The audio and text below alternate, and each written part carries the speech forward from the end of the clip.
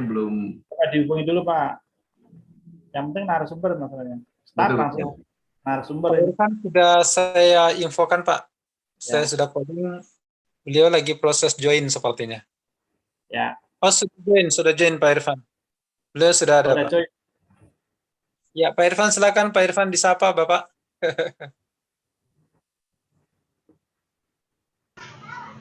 Oke, Assalamualaikum. Waalaikumsalam Pak Irfan. Ya, selamat malam Bapak Ibu semua, Pak Sularso, Pak Ali, siapa lagi nih yang ada di sini? Saya belum melihat semua ini. Sama rekan-rekan mahasiswa sekalian. Ya. Selamat malam, salam sejahtera untuk kita semuanya. Malam Pak, malam. Hostnya malam ini Pak Udi, Pak Irfan, sesuai dengan yang... Oke, selamat malam Bu Ana. Selamat malam Pak Komisaris.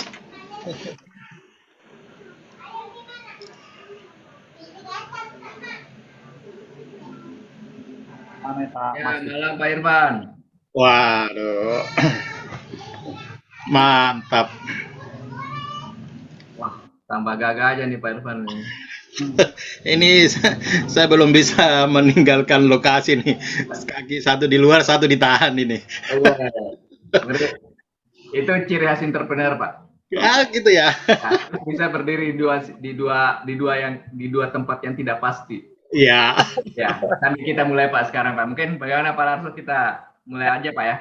Mas Udi, silakan. Ya, ini udah ada Pak Irfan nih yang kita tunggu-tunggu dari tadi.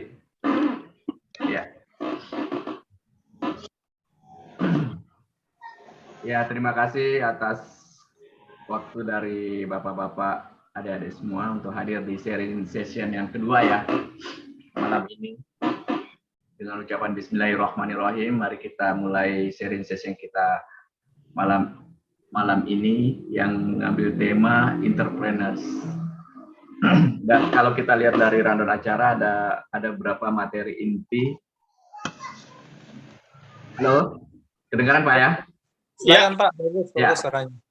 Ada beberapa materi inti yang akan kita bahas malam ini. Yang pertama, ya pembukaannya sementara berlangsung. Yang kedua, mungkin ada sepatah kata dari Pak Larso sebagai perwakilan dari Universitas Persada Indonesia. Untuk efisiennya waktu, saya persilahkan ke Pak Larso sendiri untuk memberikan sepatah kata terkait sharing session yang kedua malam ini. Silakan Pak Larso. Baik Pak, Assalamualaikum warahmatullahi wabarakatuh. Salam sejahtera, salam sehat, salam produktif, salam inovatif untuk tim dari YOI Manajemen Internasional dan juga dari Bapak Ibu dosen, mahasiswa. Pada hari ini kita akan mendengarkan sharing session yang kedua ya. Kalau yang kemarin topik yang pertama dari Pak Sofyan tentang smart tourism. Nah, sekarang tentang entrepreneurship ya, kewirausahaan. Nah, di mata kuliah kami ada ya technopreneurship, ada entrepreneurship ya, ada kewirausahaan ya, istilah-istilah yang mungkin di beberapa prodi atau fakultas itu berbeda, tapi intinya sama ya. Nah, nanti karena ini sesuai dengan apa namanya pekerjaan di dalam PDRK ya, ada beberapa praktisi yang menyampaikan paparan, juga nanti ada mahasiswa yang juga menyampaikan paparan tentang apa yang menjadi tugasnya, dan mungkin suatu saat juga ada dosen yang nanti juga menyampaikan paparan terhadap mitra ya, PT YOI Manajemen Internasional. Mudah-mudahan ini bisa menjadi berkah, menjadi manfaat untuk seluruh aktivitas, untuk seluruh apa namanya stakeholder, baik dari UPI, dari Fakultas Teknik terutama, dan juga dari PT YOI Manajemen dan juga dari mahasiswa ya. Jadi 3 pihak ini yang bisa terlibat. Demikian yang dapat kami sampaikan. Mohon maaf kalau ada kekurangan. Kita nanti tetap untuk hari Selasa sampai dengan tanggal 9 November kalau tidak salah ya, untuk sharing sessionnya seperti ini, bersharing. Demikian yang dapat kami sampaikan. Wabillahi taufiq wal hidayah. Wassalamualaikum warahmatullahi wabarakatuh. Assalamualaikum warahmatullahi wabarakatuh. Terima kasih atas sambutannya Pak Larso. Mudah-mudahan ini malam ini kita bisa dapat poin dari sharing session malam ini. Kita pindah ke acara selanjutnya, itu pemaparan materi dari mahasiswa Universitas Persada Indonesia. Untuk efektifnya kita batasi maksimal 30 menit Pak ya, karena malam ini kita cuma waktu 1 jam untuk sharing session kali ini. Mungkin maksimal lah. Kami persilakan kepada adik-adik yang ingin memaparkan materi terkait entrepreneurship ini. Planning, Pak, tahapan planning kemarin. Ya, Pak. Silakan tim dari kelompok A. Tim dari 20 menit ya. Ya. Mungkin 20 menit atau 15 menit cukup lah. Ya, 15 efektif lah 15 supaya lebih banyak interaktifnya nanti, Pak. Betul, betul.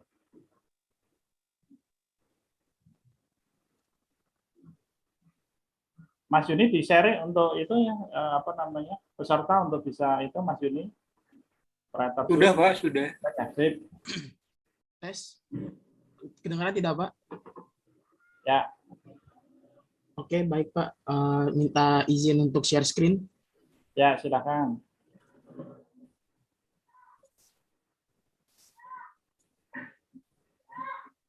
Ya, perbesar, Mas. Let's go. Ya. Ya. Langsung aja kita mulai ya, Pak. Ya, silakan. Pertama-tama kita ucapkan dulu syukur puji Tuhan kepada Tuhan Yang Maha Kuasa karena telah mengumpulkan kita pada malam hari ini untuk melaksanakan sharing session yang kedua ya, Pak. Ya. Yang terhormat Bapak Sularso Budi Laksono selaku dosen pembimbing kami dan juga para tim dari Universitas UPI. Lalu yang terhormat juga Bapak Irfan dan juga Bapak Marsudi sebagai CTO dan founder dari YOI Management, serta Bapak Masyudi sebagai komisaris dan tim dari PT YOI Management Internasional sekalian. Juga rekan-rekan mahasiswa yang saya sayangi. Langsung saja kita mulai. Yang akan kami paparkan pada malam hari ini adalah Software Development Planning. Untuk pembukaan, kami akan memperkenalkan diri kami dahulu. Yang pertama adalah saya sebagai Yusuf Triadi sebagai ketua tim dari tim A atau tim planning ini. Lalu ada rekan-rekan saya 2 orang yang bernama Ahmad Hasrul dan juga Randi Aldi. Dengan begini akan saya lanjutkan dan saya teruskan kepada teman saya Randi Aldi untuk memulai pemaparan materi yang akan disampaikan.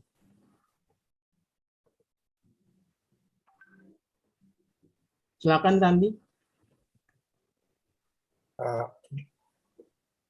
Oke, untuk pendahuluannya di bagian permasalahan, tujuan permasalahan yang dihadapi oleh PT YOI Management adalah kebutuhan wisatawan untuk menggunakan aplikasi travel di era pasca pandemi. Dan objektifnya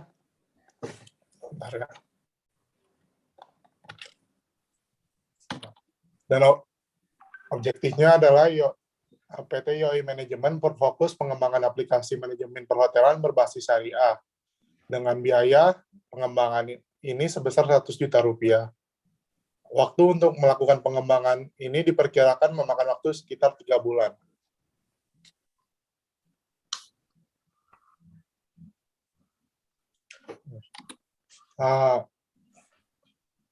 Tujuan dan solusi. Nah, tujuannya ada 3 yang kami dapatkan adalah yang pertama, PT YOI Management berusaha menciptakan PMS Management and YOI Application, sebuah YOI Apps, sebuah personal assistant yang berbasis syariah. 2, menjadi solusi bagi para traveler dalam maupun luar negeri dengan pengalaman berwisata dengan konsep manajemen syariah. 3, memberikan rasa aman berinvestasi kepada pemilik atau pengelola pengelola usaha karena para pelaku usaha dapat memantau segala bentuk progres kegiatan usahanya dalam aplikasi mobile. Solusi yang ditawarkan adalah sistem informasi pariwisata terintegrasi dengan industri perhotelan berbasis syariah yang menghubungkan pihak turis dan pihak pengusaha, pendukung pariwisata dan juga pihak YOI manajemen internasional. Solusi kedua adalah aplikasi ramah yang mudah digunakan di berbagai macam platform seperti web dan mobile aplikasi.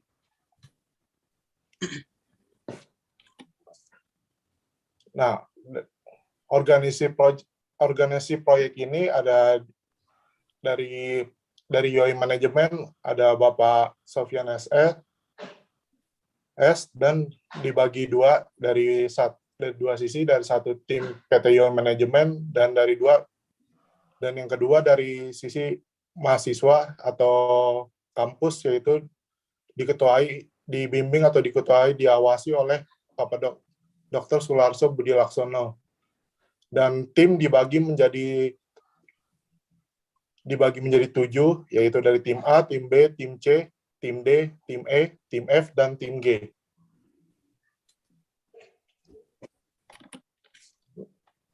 Organisasi proyek lanjutan. Untuk tahap planning dikerjakan oleh tim A, untuk tahap analisa dikerjakan oleh tim B, tahap desain dikerjakan oleh tim C, implementasi dikerjakan oleh tim D, testing dikerjakan oleh tim E, dan pelatihan dan penerapan dikerjakan oleh tim F. Dan tim G nanti untuk tahap dokumentasi. Analisa resiko. Pertama yaitu kegagalan pada personel. Kejadiannya misalnya kesalahan dalam coding, tidak menguasai bidangnya, tim tidak kompak, terjadinya perselisihan dalam tim, jadwal yang rancu. Untuk melakukan pencegahan dalam kegagalan risikonya, maka diperlukan mengadakan pelatihan untuk semua tim, konsultasi dengan supervisor dan dosen yang bersangkutan, diskusi antar tim, dan membuat jadwal yang teliti. Untuk resiko estimasi biaya dan waktu yang tidak realistis. Contoh kejadiannya, biaya yang berlebihan, kekurangan biaya, atau juga kesalahan perhitungan. Untuk melakukan pencegahan resiko yang tadi saya paparkan, mungkin bisa membuat beberapa estimasi, desain untuk biaya, mendokumentasikan segala bentuk pemasukan dan pengeluaran. Untuk resiko mengembangkan fungsi software yang salah. Salah satu kejadiannya adalah kesalahan pemrograman, desain yang tidak sesuai, analisa yang tidak sesuai kebutuhan yang diperlukan. Untuk mencegahnya, langkah pencegahannya adalah evaluasi proyek, melakukan formal group discussion sebelum melakukan semua kegiatan tim, dan merancang prototipe. Untuk resiko mengembangkan interface yang tidak sesuai, user tidak bisa menggunakan aplikasi atau user interface-nya terlalu rumit untuk banyak orang. Langkah yang dapat mencegah itu adalah membuat prototipe yang telah dirancang, analisis keterlibatan user.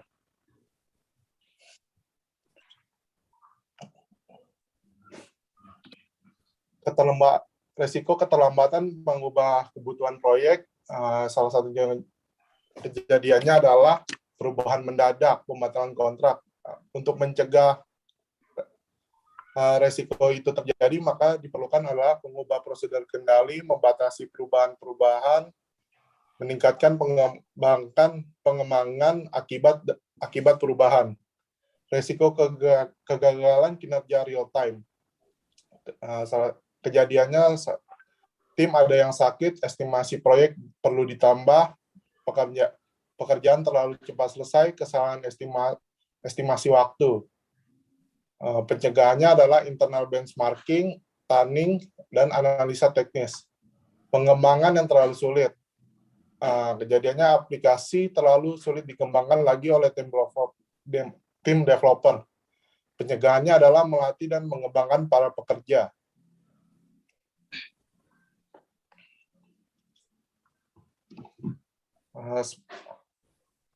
Untuk pembagian budget proyek ini untuk survei dan analisa dibudgetkan sebesar 5 juta. Desain dan implementasi sistem dibagi menjadi 2, yaitu analisa proses bisnis dan analisa sistem, yang bertotal sekitar 9.100.000. Perancangan sistem, perancangan database dan struktur table adalah 3.300.000, entry data 3.500.000, desain interface 4 juta, dan coding sebesar 17 juta. Implementasi sistem 1,5 juta, testing 7,5 juta, maintenance perawatan sebesar 4,5, pembuatan user guide 1,6, biaya lisensi aplikasi software yang digunakan adalah 10 juta, sewa hosting adalah sebesar 3 juta, biaya dokumentasi 7,5 juta, biaya dan training aplikasi sebesar 2,5 juta, dan pelatihan mitra usaha yang terkait atau yang bekerja sama. Sehingga yang dapat ditotalkan bahwa budgetnya adalah 100 juta.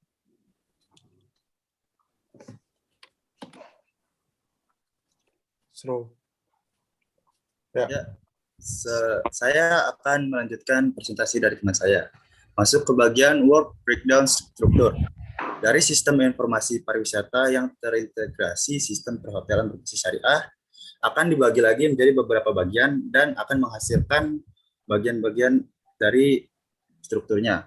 Misalnya planning akan menghasilkan project planning dan sistem planning. Untuk analisa akan menghasilkan manajemen objek wisata, mitra usaha wisata, sistem pesan hotel, sistem pesan transportasi, dan Joy Personal Assistant. Untuk desain akan menghasilkan top-down prototype dan bottom-up from base. Ada implementasi, lanjut ke testing. Testing akan menghasilkan sistem testing dan focus group discussion, dan user acceptance testing. Lalu ke pelatihan dan penerapan. Untuk schedule, seperti teman saya bilang di awal, kita diberi waktu 3 bulan terhitung dari tanggal 5 Oktober. Yang itu adalah tim planning diberi waktu selama 6 hari. Dari minggu pertama sampai minggu kedua Oktober. Untuk analisa, dari minggu kedua hingga minggu ketiga Oktober. Dari tim desain diberi waktu minggu ketiga sampai minggu keempat Oktober. Implementasi dari minggu keempat hingga minggu 1 November, dan tim testing dari minggu ke-1 hingga minggu ke-2 November. Lanjut. Untuk bagian monitoring and reporting machine, ada yang namanya require management control. Tim analisis akan memeriksa beberapa bagian, diantaranya daftar mitra usaha, daftar objek wisata, daftar transportasi, dan daftar hotel. Setelah dianalisa, akan dilanjutkan ke proses. Lalu akan diinput ke database dan akan dimasukkan ke aplikasi. Tapi di dalam bagian proses akan dijalankan monitoring untuk diobservasi dan fokus group discussion. Lalu akan dievaluasi jika ada perubahan dalam daftar pada list. Untuk schedule control, logbook akan diserahkan kepada para pekerja. Nanti para pekerja sendiri akan mengisi dan mencatat logbook tersebut. Lalu akan diserahkan kepada tim monitoring untuk diperiksa kembali. Setelah selesai diperiksa, lalu akan dikembalikan ke pekerja dan diserahkan lagi ke pencatat, lalu akan disampaikan ke dalam laporan. Budget control. Dalam budget control ini, pemasukan dan pengeluaran akan dicatat terlebih dahulu, lalu disampaikan ke dalam tim monitoring. Dalam tim monitoring akan diperiksa, lalu setelah dari tim monitoring akan disampaikan ke tim evaluasi untuk diinvestigasi dan pengecekan kembali. Setelah selesai dari tim evaluasi, akan diserahkan kembali ke pencatatan, lalu dimasukkan ke dalam laporan. Quality control. Perancangan di sini harus disesuaikan dulu dengan tujuan. Setelah perancangan sesuai dengan tujuan, perancangan baru bisa masuk dalam proses dan akan diperiksa lagi apabila sudah sesuai dengan tujuan atau belum. Setelah sesuai dengan tujuan, akan disampaikan ke monitoring untuk diperiksa. Lalu akan disampaikan ke tim evaluasi untuk diobservasi dan fokus group discussion.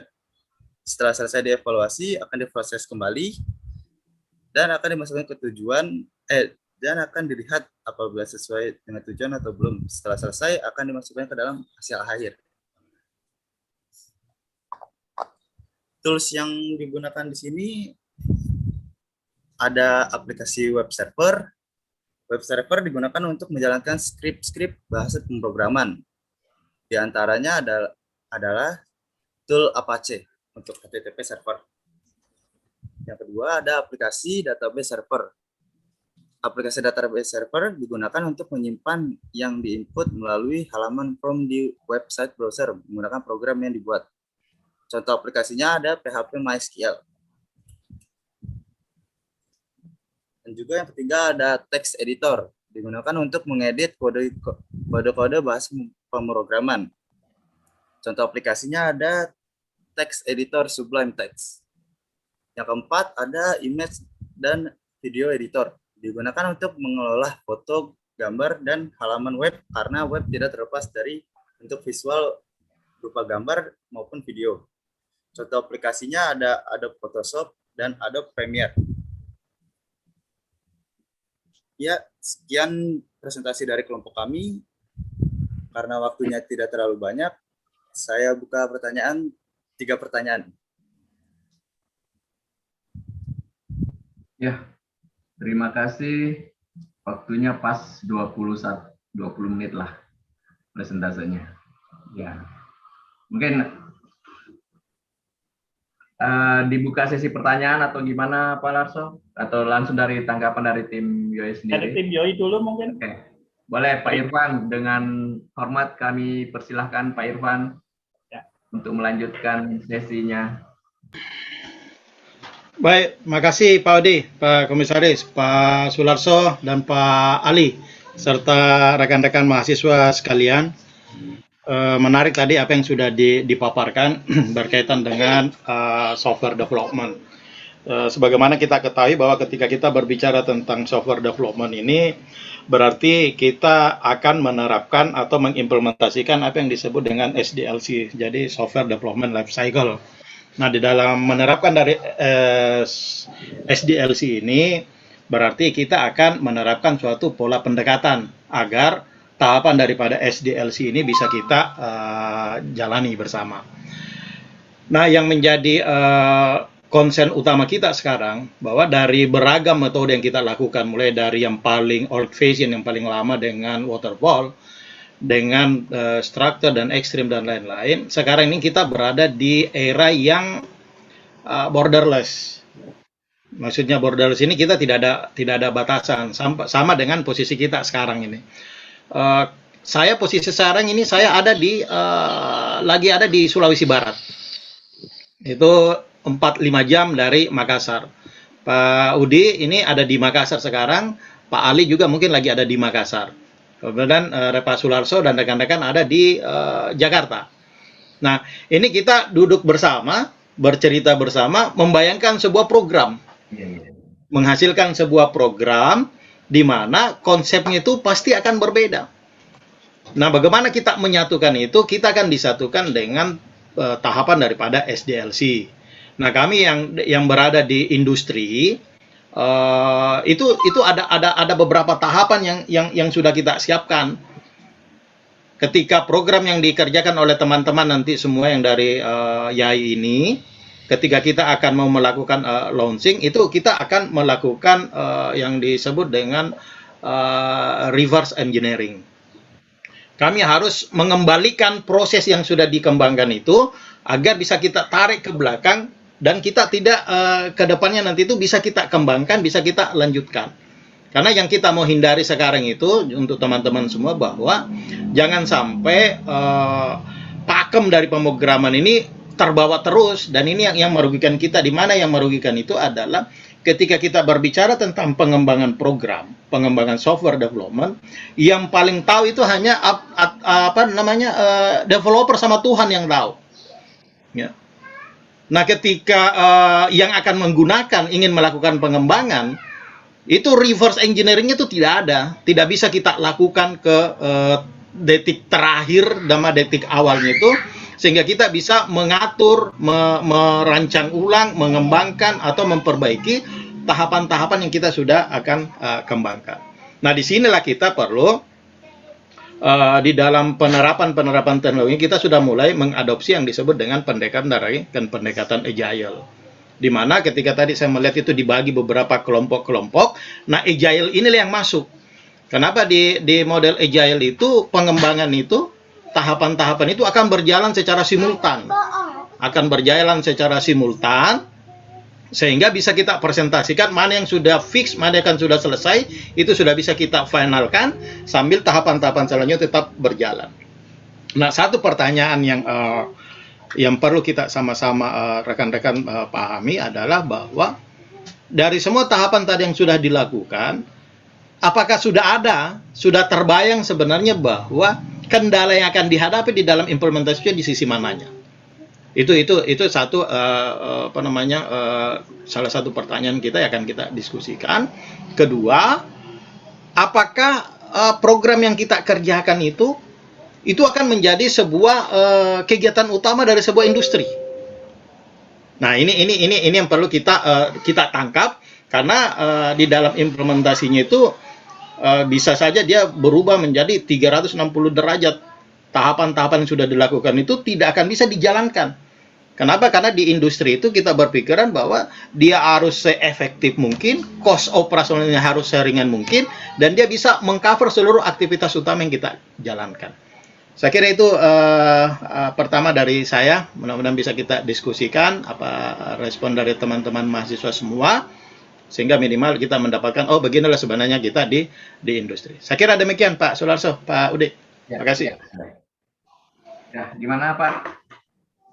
Mungkin ada tanggapan dari adik-adik? Ya, langsung. Silakan Pak Larso. Mahasiswa Pak, biar langsung jawab Pak. Oh boleh, silakan. Langsung. Ada mahasiswa, ada yang ingin ini.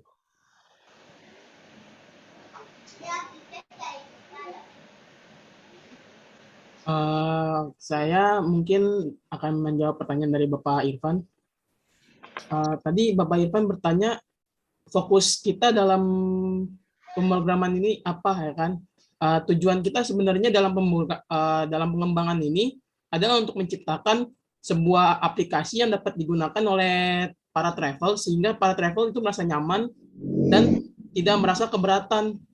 Bukan keberatan seperti kayak, kan banyak kayak misalnya travel sekarang itu aplikasi kayak Tokopedia, Traveloka, Agoda. Nah, kami ingin menciptakan sebuah pengembangan aplikasi yang beda dengan Traveloka dan Agoda ini, dengan berbasiskan konsep syariah.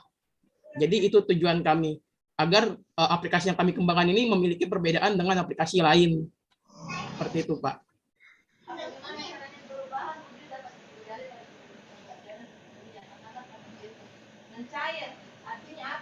Mungkin itu saja yang bisa saya jawab, Pak. Dari mahasiswa yang lain bisa menambah. Nanti kegagalannya di mana, di tahapan mana, gitu.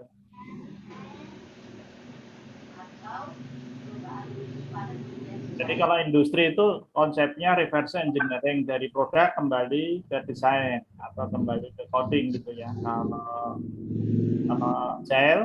agile ya, agile itu tahapannya komplementer dari SDLC. Kalau SDLC itu kan waterfall gitu ya, hierarki. Kalau agile itu lebih cepat, lebih ringkas, tapi memang harus jam terbang dari developernya harus tinggi gitu ya. Itu mungkin mahasiswa bisa menambahkan yang pertanyaan dari Pak Irfan, mungkin silakan sebisanya aja, nggak apa-apa. Habis itu kita lanjut ke materi Pak Irfan mungkin. Ya, silakan ditambahkan. Ya, potensi kegagalannya di mana gitu. Dari segi developernya nih.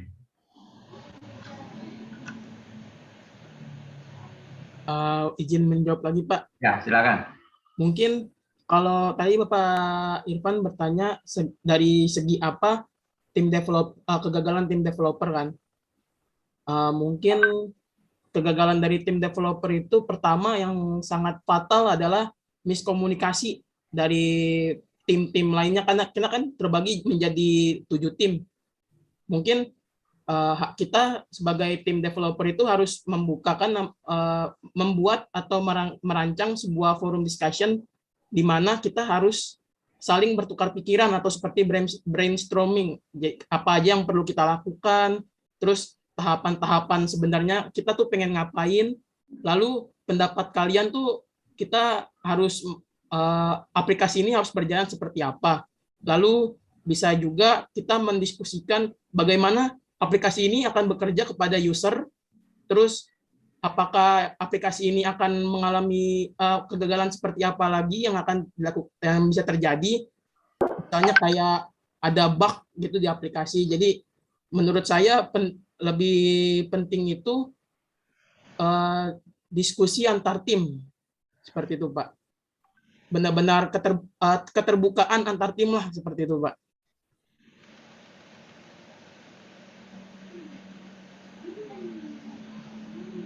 Ya, terima kasih. Ada yang ingin ditambahkan lagi, Pak? Atau rekan-rekan adik-adik yang lain? Atau dari rekan-rekan dosen mungkin ada yang ingin feedback-nya? Silakan Pak Larso dan tim. Mungkin cukup Pak. Jadi ini kayak apa ya? Kayak dewan juri lah ya. Oh gitu ya. Ya. Sementara dari mahasiswa sebagai kayak kompetisi ya. Begitu. Tapi bagus lah, agak grogi sedikit, agak deg-degan gitu Pak. Itu wajar Pak, wajar itu Pak. Wajar. Nah, mungkin lanjut Pak untuk materi utama Pak, silakan Pak. Untuk sesi narasumber Pak, silakan Pak. Pak Irfan, ada yang ingin ditambahkan Pak Irfan? Ya. Silakan Pak. Oke, baik. Makasih. Jadi kita sharing saja. Jadi saya tidak fokus di slide. Ya, kita diskusi supaya ini banyak pengalaman bisa kita petik dari pengalaman dari Pak Udi. Beliau ini komisaris saya dan juga salah satu pelaku industri di Makassar yang levelnya sudah tidak perlu diragukan lagi sebenarnya. Ya, jadi banyak yang perlu kita diskusikan. Nah, kebetulan saya di sini sebagai Chief Technology Officer di YOI. Jadi di kami di YOI itu sebenarnya adalah perusahaan yang sudah eksis berjalan di layanan hospitality. Jadi berkaitan dengan layanan hotel, dan di situ berkembang menjadi ada beberapa empat fokus kegiatan. Di dalamnya lakukan pengembangan berkaitan dengan pelayanan dalam pariwisata. Kebetulan saya juga sebagai salah satu praktisi di bidang software development. Jadi memang di sini rekan-rekan mahasiswa, apa yang kita terima di kampus sebenarnya itu boleh dibilang itu hanya sekitar 20-30% paling banyak yang rekan-rekan mahasiswa itu akan bisa implementasikan di kehidupan realnya ketika Anda akan menjadi seorang software development. Karena seorang software development, orang-orang IT ini memang sudah DNA-nya, dia hanya akan terfilter. Ketika kita berada 100 orang, ya mungkin hanya 10 orang saja yang akan berada di lingkungan daripada developer itu sendiri. Ini tantangan di kita, inilah nadinya daripada genetik daripada orang-orang informatika. Dan ini sudah bisa kita lihat dengan ketika munculnya keadaan pandemi ini, itu kita bisa merasakan bahwa di dalam bekerja itu sebenarnya kita nggak butuh banyak orang, apalagi orang IT itu nggak butuh banyak orang. Tetapi yang kita butuhkan itu adalah kolaborasi. Kolaborasi yang kita lakukan ini tujuan utamanya itu hanya satu, yaitu menghasilkan implementasi teknologi di dalam menghasilkan proses bisnis. Nah, ketika kita tadi saya mendengarkan tadi bahwa kita akan menghasilkan sebuah aplikasi yang berbeda. Beraplikasi yang berbeda, aplikasi yang tidak sama dengan apa yang sudah ada di pasar. Pendekatan kita memang awalnya demikian, tetapi konsep ini tidak akan pernah establish, tidak akan pernah berjalan ketika kita tidak menghasilkan yang disebut dengan proses bisnis. Karena proses bisnis itulah yang akan membuat aktivitas dan alur yang kita kerjakan itu akan dapat berjalan. Saya berikan contoh. Ketika kita berbicara tentang PMS ini, jadi konsep ini sebenarnya diinisiasi oleh Pak Udi, bagaimana layanan-layanan perhotelan yang dalam saat ini semuanya kolaps, tidak bisa berfungsi, tidak bisa berputar, dan kita mendapatkan data, sampai Pak Udi itu sembari mencari investor, itu ada banyak ratusan hotel yang siap dijual. Nah, ketika kita mau menghasilkan, ini peluang ini. Ada hotel, harganya jatuh, bisa kita hitung devaluasinya, kemudian kita mencarikan investor. Pertanyaan terbesarnya, kapan dia bisa diproses? Kapan dia bisa berjalan? Nah, itu sehingga di tengah dari proses-proses yang berjalan itu, muncul sebuah ide. Nah, ide ini tidak akan pernah bisa kita eksekusi ketika kita tidak menghasilkan sebuah proses bisnis. Nah, PMS lah itu nanti, kalau kita ada rekan-rekan melihat, itu ada dua sebenarnya. Jadi ada PMS dengan ada YOI Apps. Nah, YOI Apps lah sebenarnya ini yang akan berada di sisi front end-nya, yang akan diakses oleh masyarakat umum secara bebas. Nah, namun di dalamnya itu kita akan menghasilkan, kita akan membuatkan disebut artificial intelligence sebenarnya. Itu saya sedang merumuskan algoritmanya sendiri. Sehingga data-data yang ada di YOI Apps nanti itu akan terangkum semuanya di dalam YOI Personal Management System. Di YOI Personal Management System lah nanti ini, ketika pelanggan kita menggunakan layanan kita, dimanapun dia berada, selama dia terintegrasi di dalam PMS, dia akan mendapatkan support layanan daripada YOI. Ketika dia tiba di bandara, sudah mendapatkan layanan tiket dari YOI. Ketika dia melakukan perjalanan dari Makassar, begitu dia tiba di Surabaya, maka di Surabaya itu dia sudah akan disambut oleh PMS itu, selamat datang di Surabaya, jadwal Bapak itu jam sekian, apakah Bapak butuh kendaraan, apa Bapak butuh dilakukan bantuan untuk menyiapkan akomodasi yang lainnya. Inilah inti daripada PMS. Nah, inti dari PMS inilah nanti tidak akan bisa berjalan dengan proses RDBMS. Data dimasukkan di database, kemudian ditarik, di-retrieve kembali, nggak akan bisa berjalan. Di sini akan masuk sebuah algoritma baru. Kita akan mengerjakan proses daripada artificial intelligence-nya. Kita akan memasukkan data-data, kalau nanti rekan-rekan mahasiswa bisa mengembangkannya, bagaimana dengan pendekatan tentang alur terdekatnya dalam bentuk sistem cerdas, kemudian bagaimana memilihkan data yang paling tepat dengan lokasi yang ada. Inilah semua konsep-konsep yang kita masukkan. Sehingga kita nanti ke depan yang berasal dari kegiatan-kegiatan informatik ini tidak hanya terkungkung di dalam suatu pola bahwa kita akan mengerjakan sebuah software, kita akan mengerjakan sebuah teknis. Saya selama ini menyatakan bahwa ini adalah kerjaan tukang. Ya. Ketika kita masih berada di kegiatan-kegiatan tukang, teknis, kita semua ini tidak akan pernah naik ke level lebih lanjutnya untuk mengandalkan posisi kita sebagai analisis. Nah, S1 itu analisis. Bagaimana suatu proses, bagaimana suatu alur, kita bisa menghasilkan cara kerja untuk mengimplementasikan teknologi yang paling sesuai. Karena kalau kita berbicara mengimplementasikan teknologi,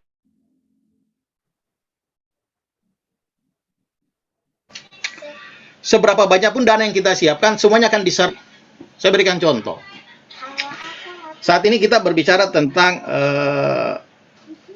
video conference. Saat ini kita berbicara tentang video conference yang ada di aplikasi Zoom. Padahal kan aplikasi ini kan ada banyak.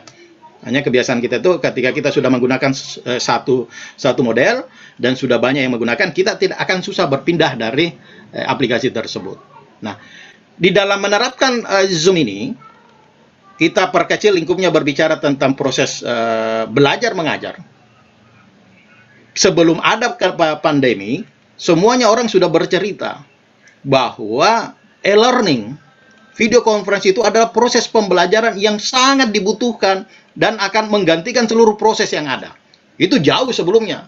5 tahun, 10 tahun ini orang sudah berbicara ini. Ya.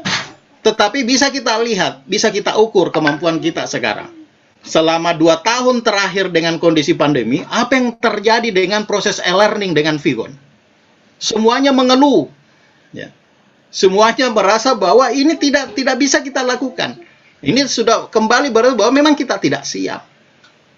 Nah, proses ini yang kita lakukan bahwa di dalam menghasilkan proses belajar mengajar, proses belajar mengajar di dalam sebuah kampus baik dari SD, SMP, SMA, itu bisa kita gunakan teknologi secara fun, itu yang kita sebut dengan low technology. Bagaimana rekan-rekan yang ada di teknologi, yang ada di informatika ini sebenarnya harusnya segera turun. Bagaimana mengantisipasi, bagaimana memfasilitasi lingkungan kita, adik-adik kita yang berkuliah, yang akan sekolah, untuk bisa memanfaatkan teknologi secara sederhana sehingga proses belajar mengajar itu bisa berjalan. Ini yang disebut dengan e-learning. Bukan hanya segera menerapkan teknologi. Kalau sudah menerapkan teknologi, ini kita menerapkan teknologi ini, ya. Mulai dari kamera yang 300.000 sampai yang 20 juta itu ada. Nah, ketika kita bilang, oh kita harus teknologi, harus disiapkan dananya, terserap habis itu dana. Tidak akan ada kurangnya. Tetapi permasalahannya sekarang adalah bagaimana prosesnya, bagaimana alurnya, bagaimana tata caranya, sehingga konten terdelivery di dalam proses belajar mengajar. Ketika kita kembangkan lagi ini masuk di dalam proses dunia usaha, berarti kita akan berbicara bagaimana teknologi itu mendelivery layanan kita, dan mendelivery keinginan pelanggan ketemu dengan proses bisnisnya. Ketika ini bisa berjalan, rekan-rekan akan bisa membuat ada banyak model, akan banyak prototipe yang Anda bisa lakukan menjadi rintisan usaha atau menjadi startup yang diinginkan oleh Bapak Presiden kita. Inilah dunia usaha itu begini. Dunia usaha itu tidak pernah dijelaskan di dalam meeting besar, tetapi semuanya dijelaskan sambil ngopi. Betul sekali, Pak. Ya, jadi sambil ngopi kita cerita kenapa ada banyak proses yang kita terima secara alur itu tidak bisa kita terapkan. Tidak bisa kita terapkan. Nah, saya ambil satu proses di dalam PMS kita. Jadi Pak Sofyan itu sudah membuat sebuah layanan yang disebut dengan cultural tourism. Jadi ada cultural tourism. Bagaimana caranya? Wilayah-wilayah etnik yang ada di Sulawesi Selatan, kita baru berbicara di wilayah Sulawesi Selatan dan Sulawesi Barat, itu ada di Malaysia, Singapura, Filipina, Thailand, itu ada banyak orang Sulawesi di sana. Dan ini sebenarnya sudah dikembangkan oleh Pak Yusuf Kalla dalam sebuah himpunan saudagar Makassar. Nah, itu tidak pernah sepi itu saudagar Makassar setiap pertemuan setiap tahun, tidak pernah sepi dan selalu ramai. Tetapi tidak ada yang melihat bahwa di situ tuh ada peluang bisnis. Nah, dengan model teknologi ini sebenarnya, dengan konsep kita mengetahui ada proses bisnisnya di dalam proses tourism, teknologi ini mudah sekali. Kita bisa membuat sebuah alur proses di dalam satu hari itu ada beberapa bisa kita bikin. Contoh kita di Saudagar Makassar. Kita bisa membuat sebuah layanan yang disebut dengan reality. Dalam bentuk reality, bagaimana ketika dia berbicara tentang kuliner yang ada di Makassar atau di Jakarta atau di mana, ketika dibawakan di dalam satu sistem, orang yang ada di luar, yang ada di Malaysia, yang punya turunan dari ada di Sulawesi ini, dia ini mau membuat masakannya sendiri. Nah, ketika kita berbicara tentang data, berbicara tentang resep atau resep-resep makanan, itu sudah banyak di internet. Tetapi ketika kita bisa menghasilkan dia di dalam sebuah virtual mulai dari pemilihan bahan, kemudian bagaimana mengatur resipnya, ini sudah satu startup. Jadi sudah satu aplikasi. Nah, kuncinya sekarang adalah jangan berharap di dalam satu proses. Mumpung Anda sekarang berada di dunia laboratorium hidup, jadi kampus itu adalah laboratorium Anda sebenarnya. Jadi rugilah ketika Anda tidak memanfaatkan kondisi kampus ini menjadi laboratorium. Kenapa saya mengatakan laboratorium? Anda membuat konsep, Anda membuat permasalahan, Anda membuat suatu alur, bawa ke kampus, didiskusikan di kampus. Dosennya ada banyak. Dosen itu beragam mahtab, beragam aliran. Rekan-rekan juga itu Anda beragam pandangan. Ketika Anda bawa konsep Anda, kemudian dikritik kanan kini mendapatkan masukan, itu berarti Anda secara tidak langsung memperkuat konsep Anda dan Anda bisa memperbaiki konsepnya itu. Sehingga ketika Anda lulus, keluar dari universitas, mendapatkan titel sarjananya, Anda sudah ready memperlihatkan inilah konsep saya, inilah layanan saya. Jadi bukan lagi kita setelah selesai sarjana, keluar ke industri, bahwa saya mau mencari layanan, keliru. Sangat-sangat keliru. Kami saja di YOI itu, kami memiliki 10 pelamar, 1 saja yang kami terima. Kenapa? Kami tidak mencari yang pintar. Tetapi yang kami cari adalah sumber daya yang bisa responsif menangkap konsep yang kami miliki. Ketika dia bisa menangkap konsep itu dan bisa memberikan alur masuknya, kita terlibat bersama-sama untuk berkolaborasi. Tetapi kalau tidak, itu menjadi hambatan. Menjadi barrier di dalam proses. Kami tidak punya waktu untuk mengajari. Kami tidak punya waktu untuk mengangkat Anda dari jurang. Enggak. Ketika Anda sudah masuk di industri, Anda siap, Anda bisa, kami support untuk berkembang. Tidak bisa, mohon maaf. Argo kami itu berjalan. Nah, itulah kondisi di industri. Saya buka di industri. Kenapa? Kalau masuk yang di level BUMN lagi nanti, perusahaan multinasional, lebih ketat lagi. Ya. Nah, ketika Anda melihat koran Kompas, coba ukur diri kita. Ketika Anda membuka iklan layanan teknologi informasi atau developer, apakah kompetensi kita memenuhi apa yang dia tulis di situ? Nah, kita bisa ukur. Jadi saya itu biasanya teman-teman mahasiswa coba ukur dirinya dengan membaca lowongan IT di Kompas atau di televisi atau di surat kabar. Coba lihat apa yang dia butuhkan di situ. Nah, itulah yang kita hadapi ke depannya.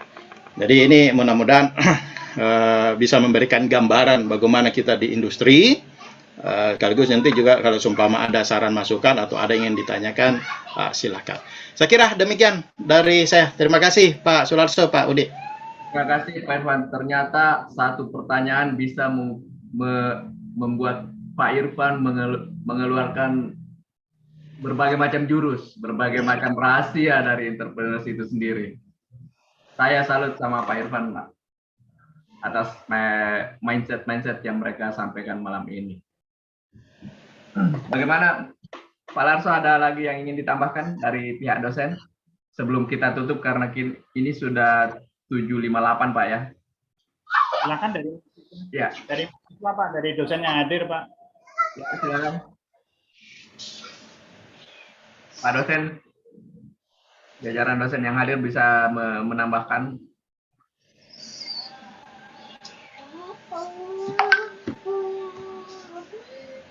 Silakan dari adik-adik mahasiswa, silakan. Komen yang sangat bagus. Ya Pak Ahmad atau adik-adik mahasiswa, silakan Pak Ahmad. Ya Pak Ahmad, barangkali ada yang ingin ditambahkan. Oke, baik. Terima kasih Pak Nasr tadi. Silakan Pak Ahmad. Ya Pak, terima kasih Pak. Ini apa namanya? Jadi beberapa hal yang bisa tangkap dari Pak Irwan ya, penyampaian Pak Irwan dan mahasiswa ya tadi bahwa ini sebenarnya mahasiswa dihadapkan pada problem nyata ya tadi Pak Ratu bilang, istilahnya kalau istilahnya dicemplungkan ke lautan ya tadi. Pak Irfan udah menggambarkan bagaimana lautan itu dahsyatnya gitu kan. Bagaimana ombak di lautan itu seperti apa digambarkan oleh Pak Irfan sebenarnya tadi. Jadi yang dibutuhkan di dalam situasi seperti itu adalah tadi bahwa mahasiswa harus punya pengalaman. Jadi kalau orang Makassar ini kan pinisi itu pelaut ya, pelaut. Nenek moyang gue orang pelaut, ya kan. Jadi udah banyak berlayar kemana-mana gitu. Jadi udah banyak berlayar kemana-mana. Nah, jadi mahasiswa ini diharapkan bahwa dari sekarang udah mempersiapkan bahwa mereka udah berlatih berlayar. Ya kan? Jadi kalau dulu ada program pemerintah ikut pinisi itu ya, kapal pinisi berlayar, nah itu udah. Sekarang ini sebenarnya kesempatan seperti itu sebenarnya. Ya, kesempatan emas seperti itu yang kita dapat untuk mahasiswa sendiri. Nah, terkait dengan tadi project planning ya, ini sebenarnya project planning fokusnya mahasiswa tadi. Yang penting dari project planning sendiri sebenarnya adalah menentukan scope ya, menentukan scope karena tadi saya belum melihat scope-nya seperti apa, jadi jangan sampai nanti scope-nya terlalu luas karena kita dibatasi dengan waktu dan biaya tentunya ya kan, biasanya kalau di project gitu ya kan, jadi kita harus fokusnya di situ. Kalau di planning adalah bagaimana mengatur pertama itu adalah skopnya harus jelas ya, harus jelas, tentukan dulu jelas. Kemudian yang kedua itu adalah tadi berkaitan dengan batasan-batasan karena ada biaya, waktu ya kan, uang ya kan, gitu juga terbatas.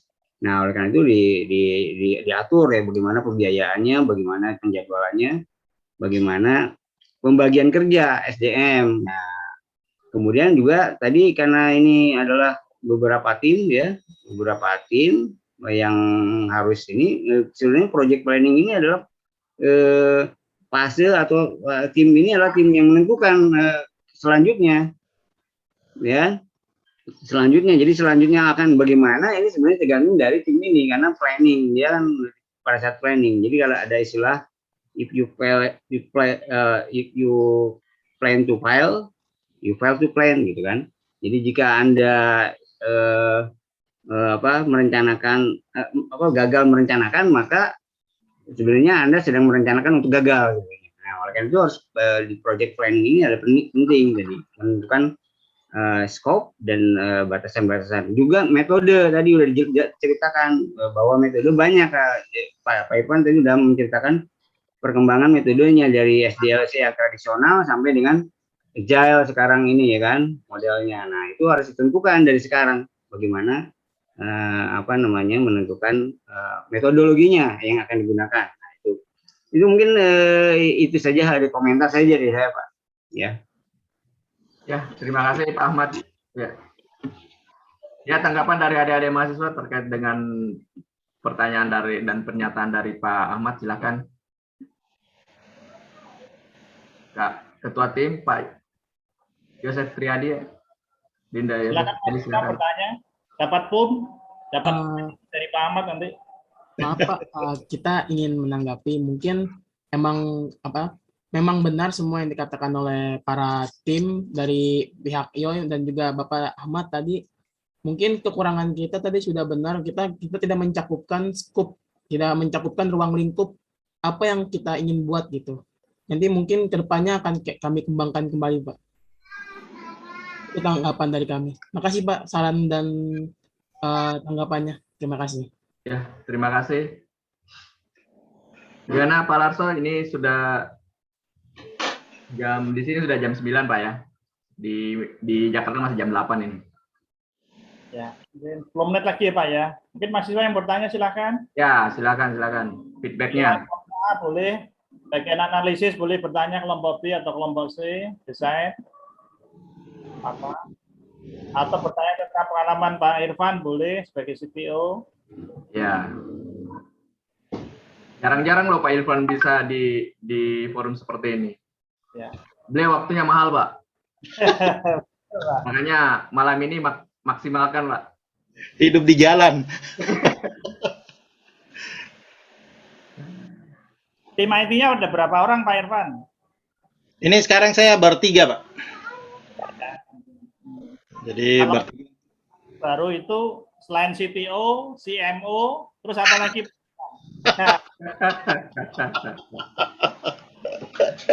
Ya itu prinsipnya kan kita buat sebanyak-banyaknya karena yang menentukan suksesnya itu bukan kita, yang menentukan itu adalah pasar.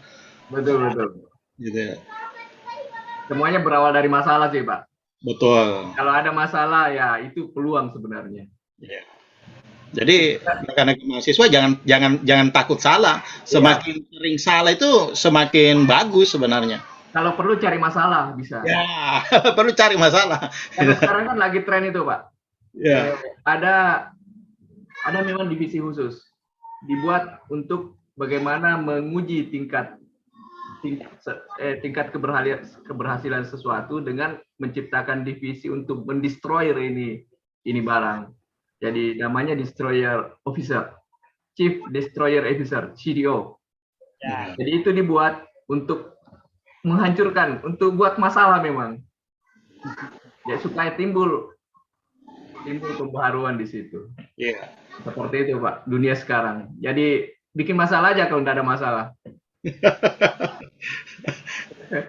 Ada mahasiswa silakan bertanya, silakan. Jadi saya contohkan tuh, saya lagi sudah 2 tahun ini membangun smart city di Sulawesi Barat itu. Ketika terjadi gempa ini sekarang 0. Ya. Jadi itu padahal sudah separuh jalan, sudah siap diimplementasikan ke Sulawesi Barat karena gempa itu habis, sudah nggak ada lagi. Betul. Jadi memang cost teknologi ini besar sekali. Bentar ya.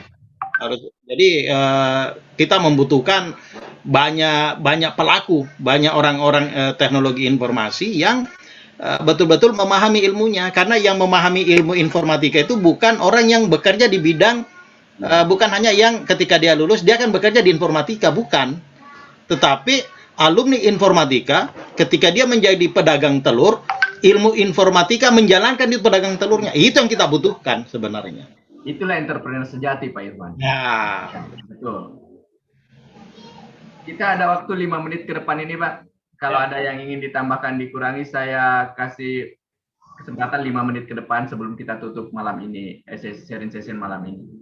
Pak Irfan mau tanya nih, Pak Irfan. Siap. Yoi itu kan ada 4 unit bisnis itu ya, ada capital management, asset management, sampai foundation gitu ya. Ya. Itu di bawah satu legalitas ya PT Yoi. Nah, untuk usaha yang baru itu yang terpenting modal kapital apa modal intelektual ini, Pak? Oh, sekarang kita berjalan di modal intelektual. Karena kalau kita jalan apalagi di wisata ini, kita menjalankan sesuatu yang bukan punya kita sebenarnya. Hotel itu bukan punya kita, objek itu bukan punya kita. Ya, tetapi kita menghasilkan suatu ekosistem, menghasilkan suatu proses bisnis yang akan dijalankan oleh mereka semua karena yang lainnya juga butuh. Karena salah satu keuntungan kita itu adalah ketika perusahaan mau mengembangkan sendiri teknologi informasinya atau di sistemnya itu BEP-nya itu break even point-nya itu jauh lama dan itu tidak mampu mereka menjalankan. Kita contoh saja dengan hadirnya Traveloka, beli-beli, pigi-pigi. Ini habis semua proses-proses yang ada di hotel. Nah, ini sebenarnya bisa kita masukkan. Teman-teman menangani untuk laundry-nya saja, menangani untuk bunganya, menangani untuk informasi kepada hotel itu, tamunya itu layanan semua. Itu bisa diintegrasikan. Kita menawarkan, Pak, saya tangani layanan untuk laundry-nya, Bapak terima beres. Harganya lebih murah. Ketika ditangani oleh hotel, harga laundry itu tinggi. Kenapa? Ada hotel itu ada penghuni atau tidak ada penghuni, cost operasionalnya sama. Nah, itu. Jadi kita menjalan karena ketika dia berjalan, kapital itu akan datang sendiri, Pak. Itu sudah kita jalankan itu tidak jadi permasalahan di kami selama ini kita berjalan. Begitu ya, Pak Komisaris. Karena kalau Pak ketika ada permasalahan tinggal nodong Pak Komisaris. Komisaris benteng terakhir, Pak. Tapi modal kapitalnya tetap ada kan, Pak? Modal kapital gitu. Ya. Tetap ada, Pak, itu. Tetap ada. Perlu ada mata kuliah itu pendirian startup nih Pak di tempat kami nih Pak. Oh iya. Bisa lah dikolaborasikan nanti, Pak. Karena memang kebetulan kalau startup itu yang paling banyak capital angelnya itu dari Singapura. Jadi dari Singapura, dan saya pernah diskusi di mereka itu, mereka welcome. Mereka itu sebenarnya sudah ada perpanjangan tangannya di negara kita. Jadi di Makassar itu kita memiliki ada beberapa lokasi-lokasi untuk startup itu, working space itu mereka ada. Jadi saya melihat mereka sudah ada. Hanya mereka yang perlu kita waspadai sekarang itu adalah karena startup kita itu berpikirannya itu adalah mereka mau dibiayai. Ini kendala besar sebenarnya. Ketika kita berbicara membuat sesuatu kita akan dibiayai, startup itu akan hilang. Kenapa? Di sekitar kita ini sudah banyak orang yang mau mengambil. Anda butuh berapa miliar dia kasih, tetapi kan kita akan hilang. Nah, itu yang kendala. Jadi kita mau hasil services yang kita bikin itu betul-betul ada proses bisnisnya dan dia akan berjalan. Dan mereka nanti itu akan datang untuk mensupport karena dia melihat bahwa ada proses ini. Dan untuk mendapatkan capital pendanaan sekarang ini tidak susah. Jadi kalau kita melihat itu yang lagi tren sekarang ini, kita berbicara tentang kripto, itu ada peluang di situ untuk mengumpulkan capital besar dengan menciptakan koin sendiri di dalam kegiatan kita. Jadi ada satu kegiatannya Pak Sofian itu dengan Smart Tourism itu saya sudah buatkan koinnya sendiri. Jadi ada koin kriptonya sendiri sebagai media untuk melakukan gift. Kemudian kita maunya nanti akan menjadi salah satu poin yang akan kita konversi untuk melakukan pembayaran di dalam layanan Smart Tourism. Nah, itu koinnya akan kita rilis. Nah, itu peluang ini banyak sekali. Banyak sekali kita bisa lakukan. Jadi nggak usah takut lah. Yang kita butuhkan sekarang itu adalah kompetensi kita. Yang dimaksud dengan kompetensi itu adalah bukan sekadar bisa, tetapi ketika kita memilih kompetensi kita itu adalah sistem analisis, berarti apapun modelnya, apapun permasalahannya, kita bisa menghasilkan suatu analisis. Ketika kita memilih sebagai software developer, apapun permasalahannya, apapun teknisnya, apapun kendalanya, kita bisa menghasilkan sebuah alur software developer. Itu kompeten. Tapi karena hanya sekedar menjadi seorang programmer, kalau saya sih lebih nggak usah kuliah, buang-buang waktu, buang-buang uang. Kursus saja. Kursus itu sekarang ada banyak sekali. Kita bayar 5 juta satu kali kursus, Anda sudah ekspor menggunakan Dart, menggunakan Flutter, itu Anda sudah ekspor. Tetapi S1 bukan itu tujuannya. Anda adalah analisis. Menganalisa sehingga bisa diterapkan di dalam prosesnya yang bisa berjalan. Nah, itu yang kita butuhkan sebenarnya. Ini sangat kurang sebenarnya. Begitu Pak Sularso. Dari mahasiswa, satu pertanyaan. Ya, satu pertanyaan terakhir dari mahasiswa, Pak. Sebelum kita tutup malam ini. Kalau tidak, Pak dosen yang tanya. Nanti Pak dosen yang tanya kalau. Nambah pinter nanti. Budian, ada dosen ini Budian, silakan bertanya Budian. Silakan Budian. Ya, silakan Budian. Ya Pak, sebentar. Makasih. Terima kasih waktunya Pak. Mau bertanya Pak, bagaimana Pak yang dimaksud tadi dengan kursus itu bisa langsung expert ya Pak dalam membangun suatu program aplikasi?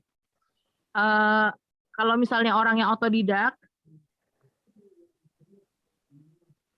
Pak, otodidak gitu ya Pak ya dalam membangun suatu program, apakah dia harus buat program dulu atau sistem rancangan sistemnya terlebih dahulu?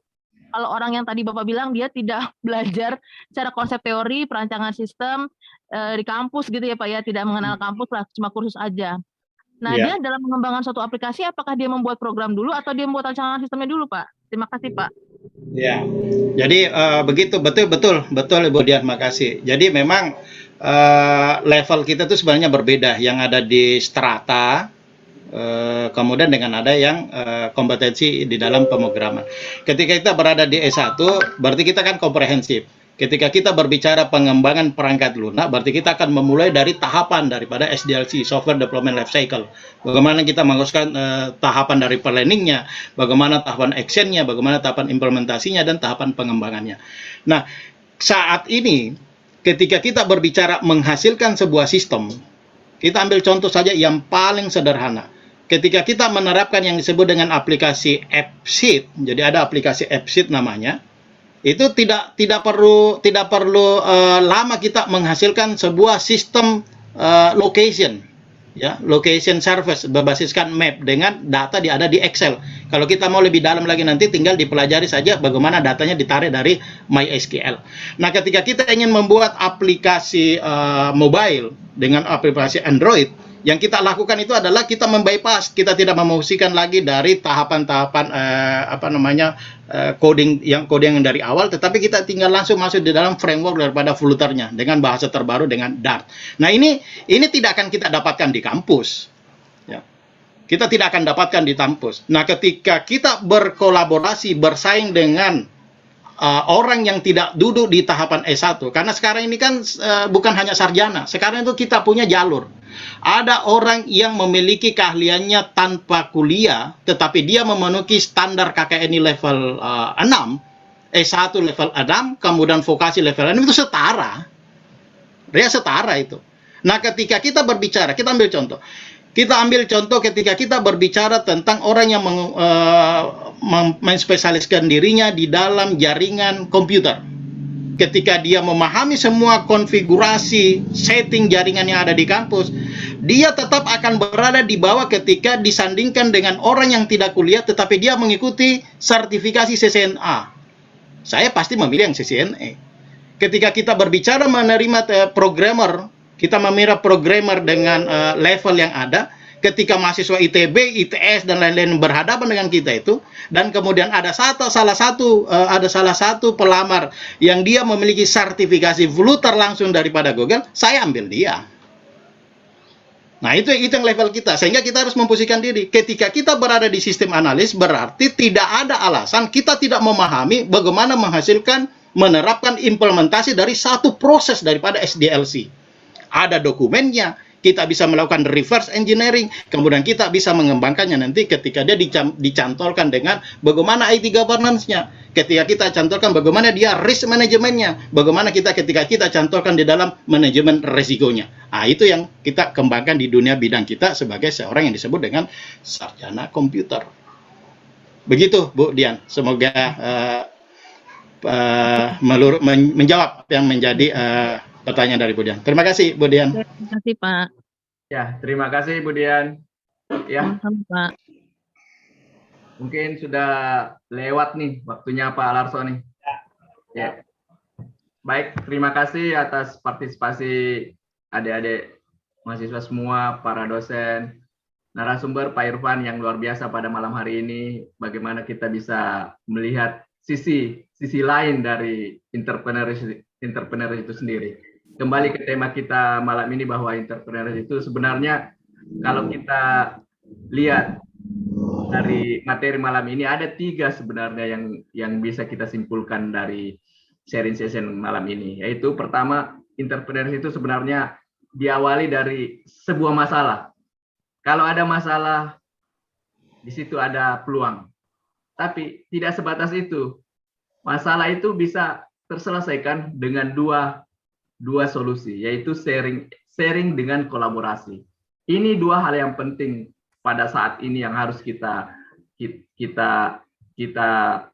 sepakati bersama. Terima kasih Pak Sularso semua atas partisipasi malam ini. Mudah-mudahan kita bisa ketemu kembali di sharing session berikutnya. Dengan ucapan alhamdulillahirrahmanirrahim, kita tutup sharing session malam hari ini. Terima kasih para narasumber. Assalamualaikum warahmatullahi wabarakatuh. Waalaikumsalam warahmatullahi wabarakatuh. Terima kasih Bapak-Bapak semuanya. Ya, terima kasih Pak Larso, Pak Irfan, Pak Ahmad, Ibu Dian. Terima kasih adik-adik mahasiswa semua. Terima kasih. Sama-sama. Ya. Izin live Bapak Ibu. Ya, izin live semua, silakan Pak Irfan. Terima kasih.